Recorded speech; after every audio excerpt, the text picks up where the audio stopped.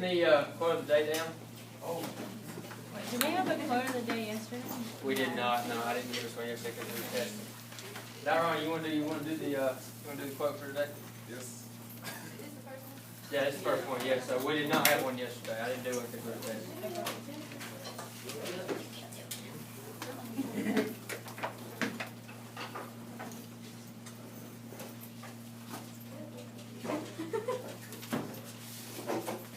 Hey everybody, I would like to get everyone's attention. My name is Daron Tripp, and I am going to present to you the quote today. 80% of success is showing up. And would anybody like to tell me what you think that means? Okay, nobody? All right, I will. 80% of success is showing up. That means you showing up is just as good as doing what you have to do.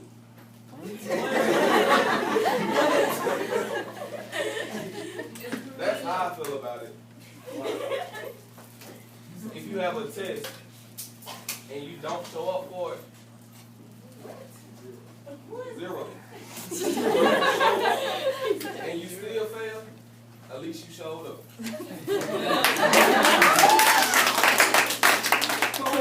By Woody Allen. All right, guys, everybody got that down? What? Everybody got it? All right, guys. Today, what I want to do is we're going to move into chapter 7, section 1, which is dealing with. We're going to start talking about World War I. We'll start moving into that.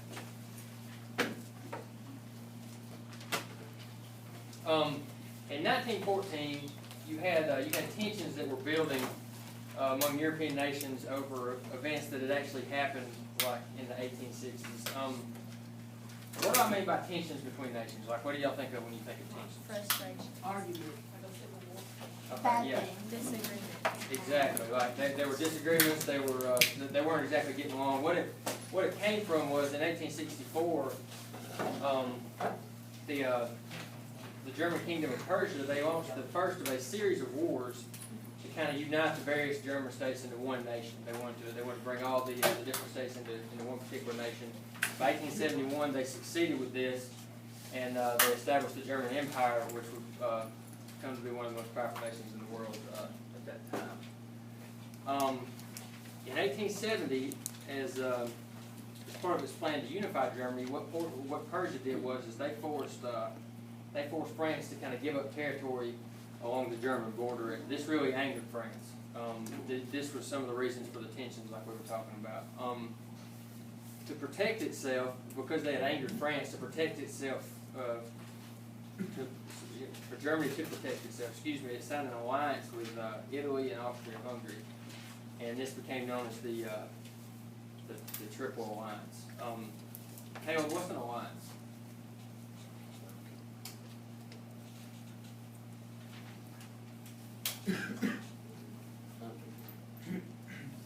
Yes, sir. Like a team, like a unit or something? It is, exactly. It's a team of countries, and they kind of look out for each other, protect each other. So you saw the form of this triple alliance between the countries of Germany, Italy, and then Austria-Hungary. Like, don't go. That's okay. Now you're good.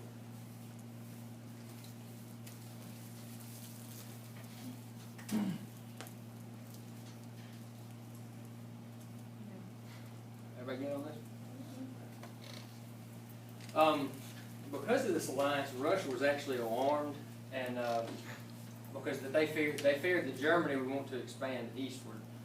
A common interest in opposing Germany actually led Russia and France to sign what was called the Franco-Russian alliance. So you see where Russia and France actually come together in another alliance. What do y'all think of when I'm talking about common interest? Agreeing. Like the same thing.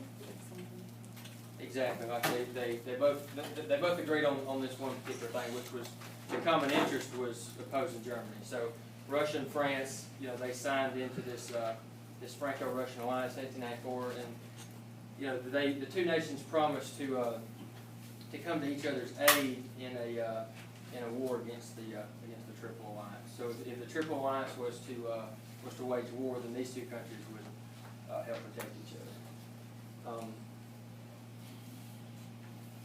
What you see with these alliances is what's known as militarism, and what this is it's the strong buildup of armed forces to kind of intimidate and threaten other nations. So what this is, pretty much breaking it down, it's you have these two different alliances, and they were both kind of trying to have a show of force, so to speak. They were both building up their armies, kind of trying to scare and intimidate the other countries. Almost like an arms race. Over time, the German militarism led to Britain kind of becoming involved in the alliance system, and pretty much what Britain wanted was to prevent one nation from controlling all of Europe. That's what they didn't want. That was kind of Britain's standpoint on the whole matter. Everybody good on this one? We still got something right? Okay, that's fine. Pretty much what you need to take from this is that they were building up their militaries. Excuse me, they were building up their militaries and navies in order to prepare for war, but also to kind of intimidate one another into kind of getting what they want. Somebody tell me what nationalism is. Sydney, what's nationalism? I know we talked about this. I know, like last level. Hold on. You good? Oh, you have my notes. I don't know, I forgot. Let's see. Tyrone, what's nationalism? Loyalty and devotion to a nation. That is correct. Nationalism it's a feeling of pride for one's homeland, and at this time, this had become very powerful in Europe. Okay, and many nationalists wanted to promote their homeland's culture and interest. Okay, this gets a little tricky. Y'all kind of stay with me. They believe that they also believe self-determination, which was the idea that those who shared a national identity should also have their own country. Okay, from this idea, what you have is you have a spread of the nationalism spread nations groups as far as you have like the South Slavs, for example, and they began to press for independence from Austria-Hungary. The first ones to get independence from Austria-Hungary were the Serbs, and they wanted to unite South Slav. In other words, they were under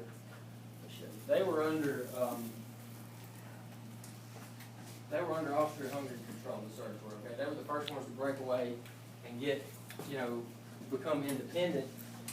All this kind of came from that idea of nationalism. They were one people. They wanted their own nation. Austria-Hungary didn't want them to break away. They wanted them to stay under. They wanted them to stay under Austria-Hungary's control. One key factor y'all need to remember is that Russia supported the Serbs in order to kind of help them get their independence. In June 1914, Archduke Franz Ferdinand, who was actually heir to the Austro-Hungarian throne, he visited the Bosnian capital, and these were kind of the events that really got the ball rolling. As he and his wife rode through the city, a Bosnian revolutionary rushed the car and shot them both dead. Somebody tell me what a revolutionary is. Aaron, what's a revolutionary? Like, what do you think of when I say that? Like when they want to change something. Exactly.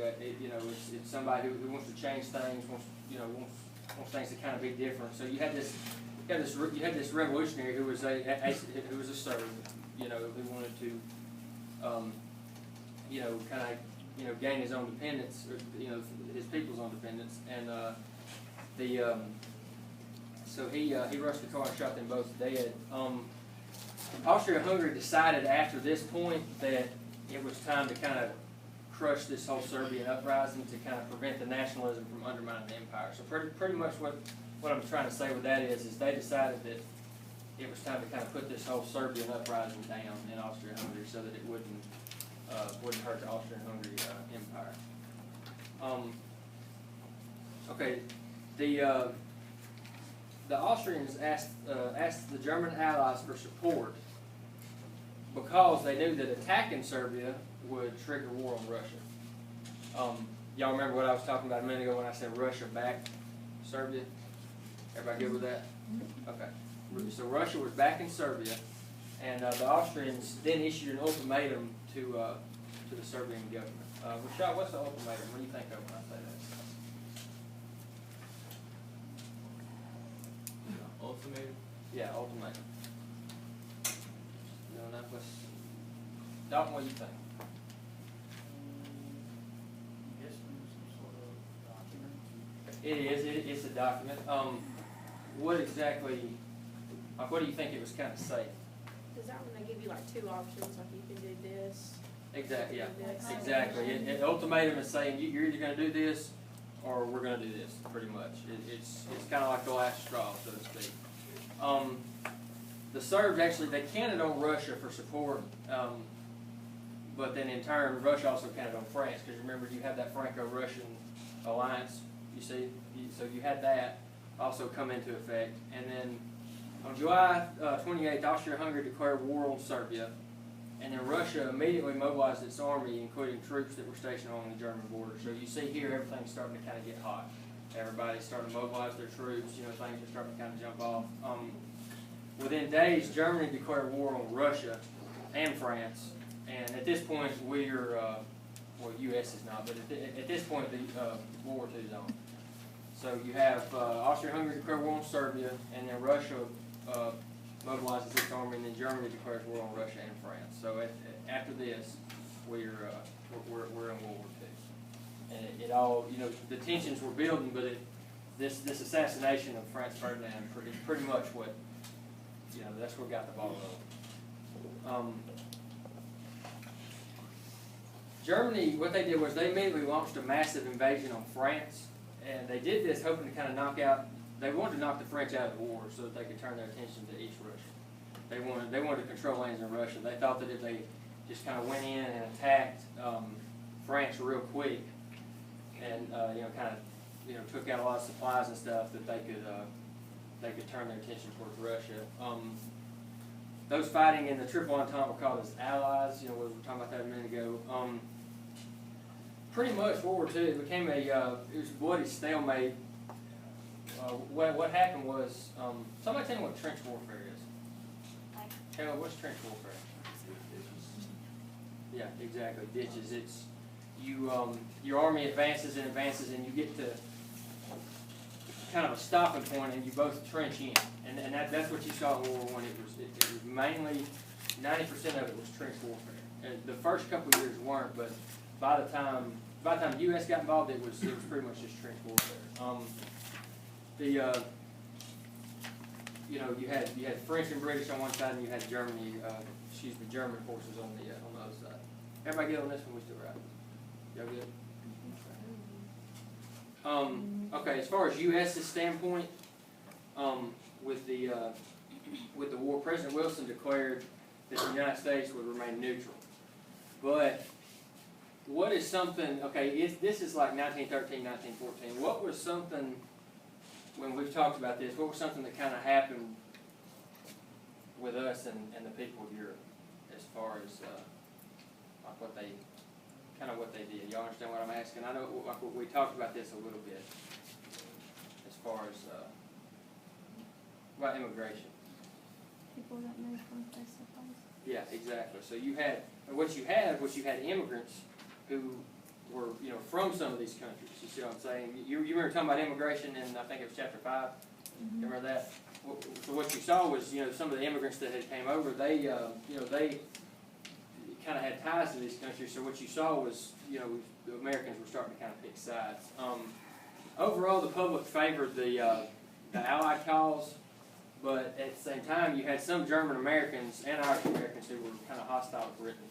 So, you know, Wilson was trying to keep us neutral, but it was hard because you had Americans that were kind of, you know, taking sides. Teachers, pardon this interruption, please. Symphonic band students report to the band room at this time. Symphonic band report to the band room. I don't know if I'm That's y'all? Yeah. Okay. So whenever you say the U.S. public, is that like, Just U.S. and yeah, just all together. Just like all the citizens. Yeah, I'm just talking about US, like in the whole. I didn't know if you meant like the immigrants or what. No, it's just, it's everybody, yeah, it's everybody. Hi. Is this on there? Yes, there's a sign on it.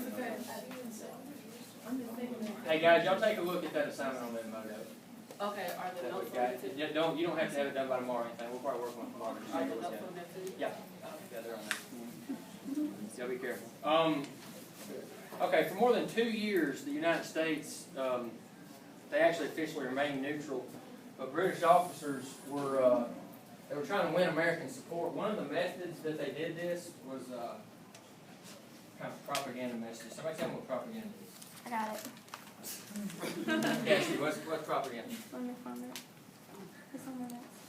Spreading of ideas about an institution or individual for the purpose of influencing an opinion. That is correct, that is right.